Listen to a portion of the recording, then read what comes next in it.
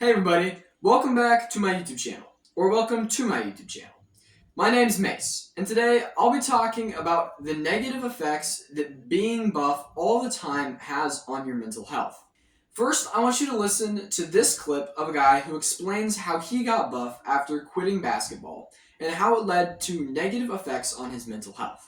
I got serious into fitness when my basketball career ended, and it came really easy. I was used to practicing for hours a day, so I applied the same work ethic and I got shredded fast. But the issue is, I never wanted to look any other way. I would try to stay shredded year round, and it gave me unrealistic body expectations and killed my game. If at any time of the year I wasn't super shredded, I felt ashamed. But trying to stay shredded led me down many years of extreme self-judgment and increased my chances of dying from a paper cut by over 2,000%. Alright, so I want to unpack for you what he talked about in the video.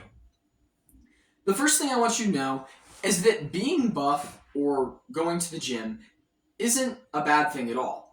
It's actually scientifically proven that people who go to the gym and maintain a healthy, active lifestyle live 3 to 7 years longer on average than people who don't do any of those things. That's why you see so many people that are successful financially and family-wise also work out. The second thing I want you to know is that not everyone builds muscle as quickly or in the same ways. There's 3 different body types, as I like to categorize it, and as people have categorized it for a long time. There's mesomorphs, who have broader shoulders and are very muscular. They build muscle very, very, very quickly. That's just how they're built genetically. There's the endomorphs, these are the people you think of as more obese. They have wider hips, they store more fat on their bodies. Their bodies are finely tuned evolutionary to savor every calorie as if it's their last calorie. And our final one is ectomorphs. If you haven't guessed, that's me. I'm an ectomorph. I don't gain muscle incredibly quickly, and I'm built for more long distance. I have a high metabolic rate, and I don't store as much fat because I don't need it. So there's pros and cons to each of these. If you're a mesomorph, it means you have the physique that almost everybody else wants, and that you don't have to work quite as hard for it, and that you just appear bigger. If you're an endomorph, society kind of tends to view you as less desirable, which isn't true at all. Evolutionary, that is a very, very helpful trait to have, to count every calorie and savor each calorie as if it was your last. Because back in the olden days, you didn't know when your next meal was going to be. So evolutionary, this is helpful. But now with our easy access to sugar, everything has more calories in it. So people with endomorphic bodies just trap all of that and use it as fat, but then they don't burn it off, which is a huge problem. And then you have the endomorphs, who can basically, these are the types of people that people say, oh my goodness, do you have a black hole for a stomach? Do you have an empty leg that you fit food in? People like Joey Chestnut that have very high metabolisms and can just burn off calories and really never gain that much fat. So there's pros and cons to each. But as I've said, mesomorphs, most desirable right now. Endomorphs, not really desirable right now. And that's not a lack of will. Some of it's a lack of will, but not all of it's a lack of will. Some people just have endomorphic genetics that count calories. Some of it's free will, some of it's not. And then endomorphs, they just have it hard. They can't build muscle as quickly. The third thing I want to talk about is that you can't build muscle past a certain point. Every person's body has a natural limit. It's predetermined by their genetics, and no amount of training is able to overcome this except by the use of anabolic steroids, which most people I would advise not using. Actually, literally everybody I would advise not using anabolic steroids, but forget about that. So you can't gain muscle past a certain point. We all know this. There's a biological limit to every human's body. Muscle fibers have their own limits, whatever. So the most elite natural bodybuilders typically cap out about 25 kilograms per meter squared of their body. Okay? 25 kilograms of lean mass per each meter squared of your body. That is what the high end, like Mr. Olympia, like those are those types of bodybuilders that have that high of a muscle density per kilogram. The average lifter probably has a muscle upper floor of about 22 kilograms per meter squared.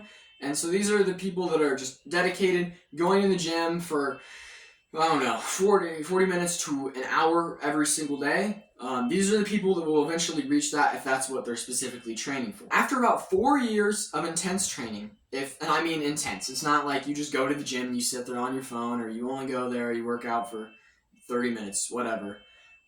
But 4 years of training, like Mr. Olympia, first year you might add 18 all the way up to 18 to 23 pounds. Okay, you can add that much weight in 1 year. And then it progressively gets harder to add more lean mass. And eventually by the 4th year on, you're only adding about a pound to 3 every single year. So minimal gains after 4 years of intense training. And that's where most people, if they've been training hard, like I said, you have to train hard. That's where most people reach their biological limit, and then they're just done. That's as strong as they can get. And that's exactly what the guy in the video tried to do. He was a super dedicated guy. Like, I wish I was that dedicated. I'm a pretty dedicated guy, not quite that dedicated. Spending 2 hours a day in the gym. So he capped out probably faster than 4 years. He probably capped out in about a year or two and had reached most of what his genetic capabilities were. But after 4 years, you really can't beat that benchmark of 25 kilograms per meter squared unless you go on steroids. Only take steroids for medical reasons. People shouldn't love you for your body. People should love you for who you are internally.